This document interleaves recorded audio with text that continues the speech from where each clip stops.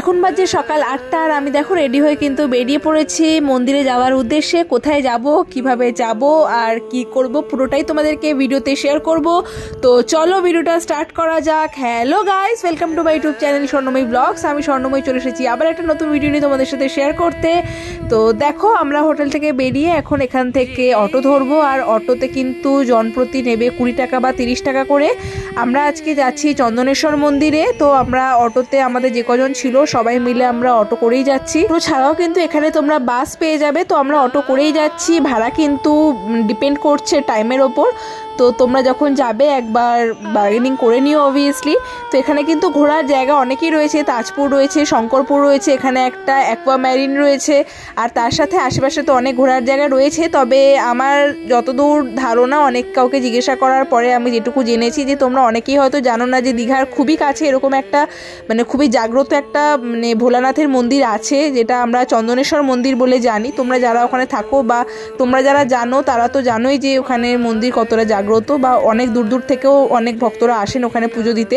তো আমরা এখন সেখানেই যাচ্ছি। তো দেখো চারপাশে রাস্তাটা এরকম টাইপের, খুবই সুন্দর। এরকম সুন্দর সুন্দর ভিউ উপভোগ করতে করতে 10 থেকে 15 মিনিটের মধ্যে তোমরা পৌঁছে যাবে চন্দনেশ্বরের মন্দিরে।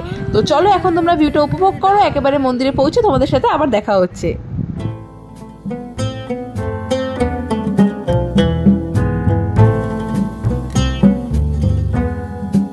চন্দনেশ্বরের মন্দিরে যাওয়ার পথে কিন্তু এই মন্দিরটাও পড়বে। তো তোমরা যদি চাও তাহলে কিন্তু রাধাকৃষ্ণের দর্শনও করে আসতে পারো।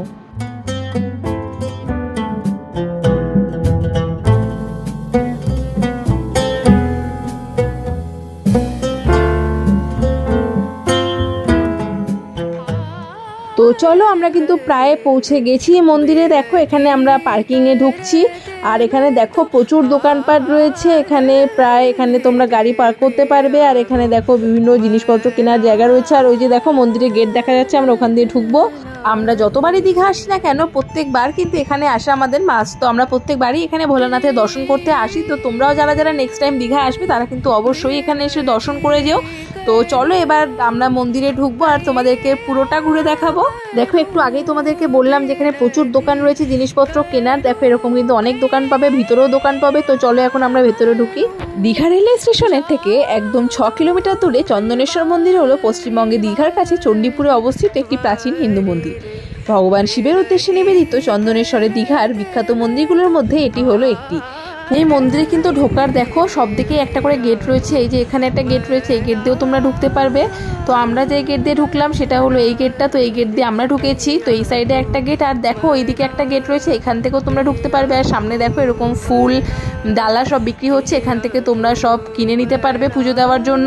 তো চলো এখন আমরা এখানে মন্দিরে যাব, মন্দিরে ঢুকবো, আর চেষ্টা করব তোমাদেরকে ভেতরে ভগবানের দর্শন করানোর যদি পারি। তো এই যে পুকুরটা দেখছো এটা হলো দুধ পুকুর বা নীল পুকুর নামে পরিচিত।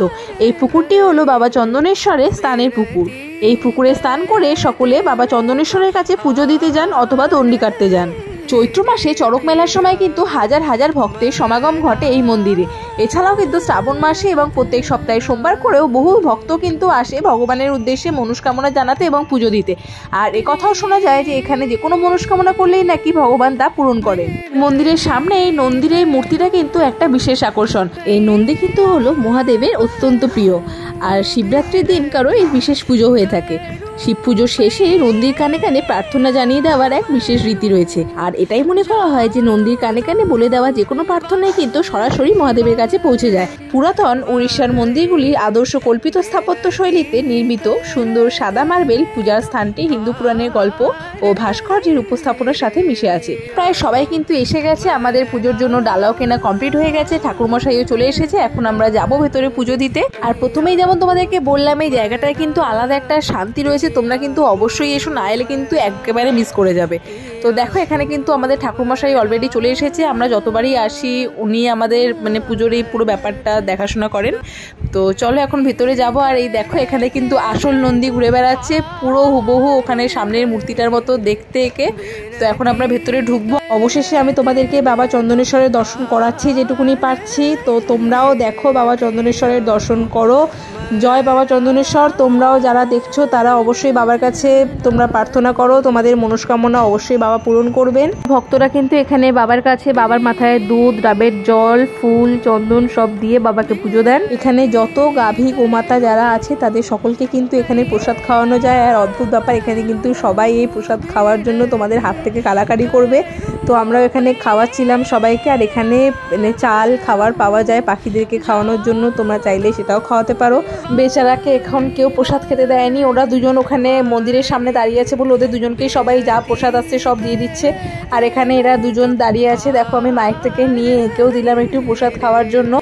এই দেখো এখানে যে এত পায়রা দেখছো, এদেরকেও কিন্তু তোমরা খাওয়াতে পারবে, পাখিদেরকেও তোমরা খাওয়াতে পারবে। এখানে আলাদা করে ওদের জন্য খাবার পাওয়া যায়, তো তোমরা যদি চাও তোমরা কিন্তু ওদেরকে আলাদা করে খাওয়াতে পারো। ও আর একটা কথা কিন্তু তোমাদেরকে বলা হয়নি, এই মন্দির কিন্তু খোলা থাকে সকালবেলা 6টা থেকে সন্ধ্যেবেলা 6টা পর্যন্ত। আর এই মন্দিরে কিন্তু ঢোকার কোনো প্রবেশ মূল্য নেই। মহাদেবকে প্রদীপ আর ধূপকাঠি দেখানোর জন্য কিন্তু প্রদীপ আর ধূপকাঠি তোমরা মন্দিরের ভিতরেই পেয়ে যাবে, তার জন্য আলাদা করে তোমাদেরকে বাইরে থেকে কিনে আনতে হবে না। ভেতরে এরকম আলাদা জায়গা রয়েছে মোমবাতি আর প্রদীপ রাখার জন্য, তো তোমরাও কিন্তু চাইলে এটা দিতে পারো। প্রায় অনেক দিন হয়ে গেল তোমাদের সাথে নতুন কোনো মন্দিরের ভিডিও শেয়ার করা হয়নি, তার জন্য ভাবলাম দীঘায় যখন যাচ্ছি আর চন্দনেশ্বরের টেম্পেলে যখন আবার যাচ্ছি, তো তোমাদের সাথে এই ভিডিওটা তো শেয়ার করতেই হবে। আর তোমাদের ভালো লাগলো না খারাপ লাগলো সেটা কিন্তু তোমরা অবশ্যই কমেন্ট করে জানাতে একেবারে ভুলবে না। আর এখন কিন্তু আমরা মন্দির থেকে বেরিয়ে যাব আমাদের হোটেলে। অ্যাকচুয়ালি আমরা যখন ভোরবেলা পৌঁছেছিলাম তখন কিন্তু আমাদের রুম অ্যালটমেন্ট হয়নি, তো আমরা এখন যাব গিয়ে আমাদের রুম পাবো আর সেখানে আমাদের সব কিছু লাগেজ টাগেজ নিয়ে গোছাবো। তো তার সাথে সেই ফাঁকে আমি তোমাদেরকে আমাদের রুমটাও একবার দেখিয়ে নেব, একটা ছোট্ট রুম ট্যুরও করে দেবো তোমাদের সাথে। তো চলো আর একবার আমরা সকলে মিলে একসাথে বলি জয় বাবা চন্দনেশ্বরের জয়। ভগবান তোমাদের সকলের সব মনস্কামনা পূর্ণ করুক। এখন আমরা যাচ্ছি আবার নিউ দীঘার উদ্দেশ্যে, এখান থেকে যেতে লাগবে সময় 15 মিনিট মতো। তো আমরা একেবারে হোটেলে গিয়েই নামবো আর সেখানে গিয়ে তোমাদেরকে ছোট্ট করে একটা হোটেলের রুম ট্যুর দিয়ে দেবো। সো চলো আর দেরি না করে একেবারে হোটেলে পৌঁছে তোমাদের সাথে দেখা হচ্ছে। তো চলো আমরা কিন্তু অলরেডি হোটেলে পৌঁছে গেছি। তো আমাদের হোটেলের নাম হলো হোটেল পবিত্র যমুনা। তো এটাই হলো আমাদের হোটেল, এখানেই আমরা এখন 2 দিন থাকবো। তো এখান থেকে আমাদের সি বিচের ডিস্টেন্স কিন্তু পায়ে হেঁটে 5 মিনিট মতো, এখান থেকে বেরিয়ে সোজা হাঁটলেই আমরা সি বিচে গিয়ে উঠবো। চলো এবার তোমাদেরকে হোটেলের ভেতরটা দেখাই। হোটেলের ভেতরে কিন্তু এরকম বিশাল বড় একটা সুইমিং পুল রয়েছে আর সুইমিং কস্টিউম কিন্তু এখান থেকে প্রোভাইড করা হয়। আর তোমরা যদি চাও তোমাদের নিজেদের সুইমিং কস্টিউম তোমরা নিজেরা ক্যারি করতে পারো। তো দেখো এটা হচ্ছে রিসেপশন এরিয়া, আমরা এখানেই বসে ওয়েট করছিলাম আমাদের রুম দেওয়া পর্যন্ত, কারণ আমরা যখন ভোরবেলা এসেছিলাম তো তখন আমাদের রুম অ্যালটমেন্ট হয়নি। তো এখন আমরা রুম পেয়েছি। টোটাল রুমটা আমাদের ডাবল বেডরুম দুজনের জন্য। এখানে একটা ছোট্ট ফ্রিজ রয়েছে, ফ্রিজটা চলছে কি না এখানে রাখার জন্য ফ্রিজ রয়েছে ছোট্ট। এখানে একটা ওয়ার্ড্রব রয়েছে, ওয়ার্ড্রবে কম্বল দেওয়া রয়েছে, সাফিসিয়েন্ট জায়গাও রয়েছে। আর এই যে এখানে আয়না রয়েছে। আর এখানে বাথরুমে গিজার টিজার সব রয়েছে। যে